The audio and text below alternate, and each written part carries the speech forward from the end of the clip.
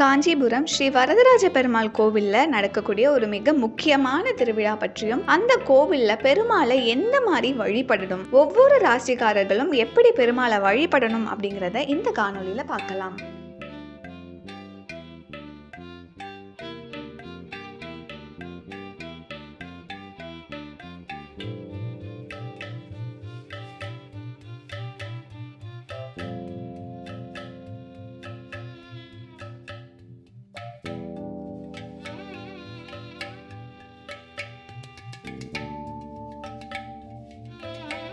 காஞ்சிபுரம் ஸ்ரீ வரதராஜ பெருமாள் கோவில்ல நடக்கக்கூடிய பிரம்மோற்சவத்தின் போது பெருமாள் சிம்ம வாகனத்துல உலா வராரு. அதாவது பிரம்மோற்சவத்துடைய அந்த முதல் நாள் மாலை வேளையில சிம்ம வாகனத்துல வரதராஜர் பவனி வருவாரு. சிம்மம் அப்படிங்கிறது தைரியம், வீரம், வலிமை ஆகியவற்றுடைய ஒரு அடையாளமா பார்க்கப்படுது. இது பெருமாளுடைய கம்பீரத்தையும் பலத்தையும் குறிக்குது. வரதராஜ பெருமாள் சிம்ம வாகனத்துல பவனி வரும்போது அவர் சக்தி வாய்ந்தவராகவும் தீய சக்திகளை அழிப்பவராகவும் அருள் பாலிக்கிறாரு.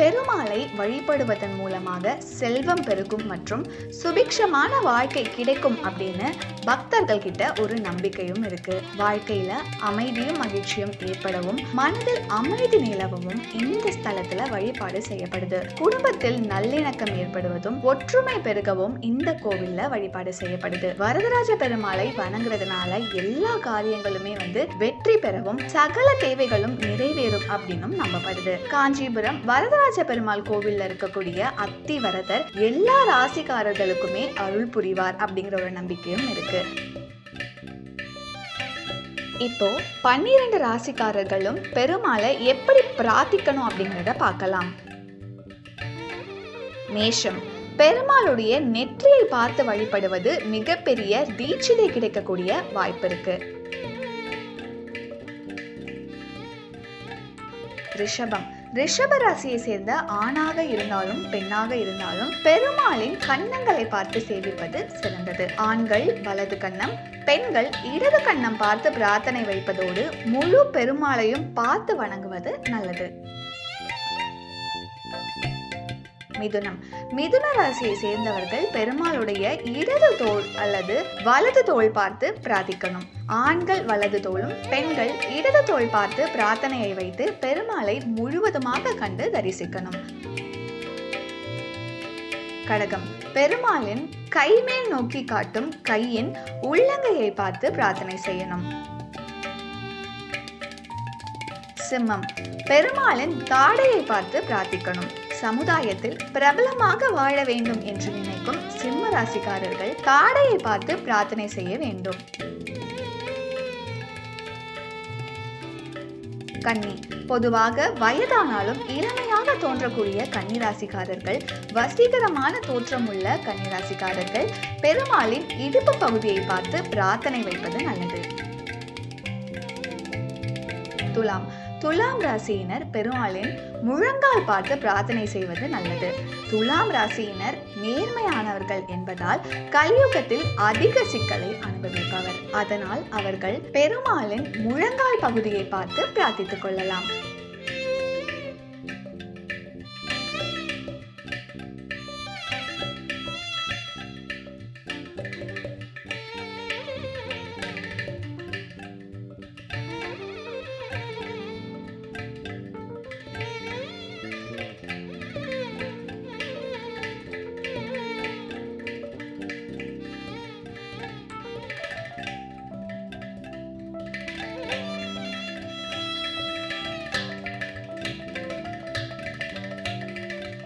விருச்சிகம், பெருமாளின் பாதத்தை பார்த்து விருச்சிக ராசியினர் வணங்குவது நல்லது. பாதத்தை பார்த்து வழிபட்டால் எந்தவித சனி பகவானின் பிரச்சனையிலிருந்தும் விடுபடலாம்.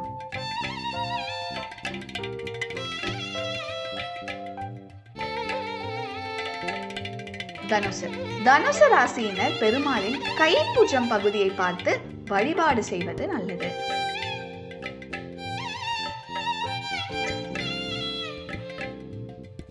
மகரம். பெருமாளின் நெற்றி மற்றும் முழங்கால் பகுதியை பார்த்து வணங்க வேண்டும்.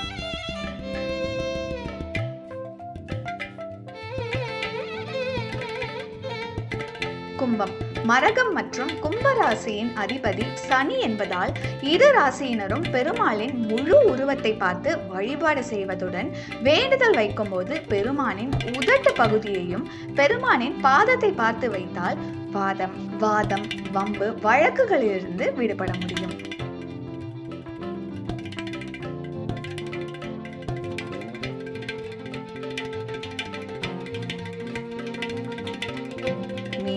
மீன ராசியினர் பெருமாளின் கண்களை பார்த்து பிரார்த்தனை செய்தால் அருமையான பெருமையான வாழ்க்கை வாழ முடியும்.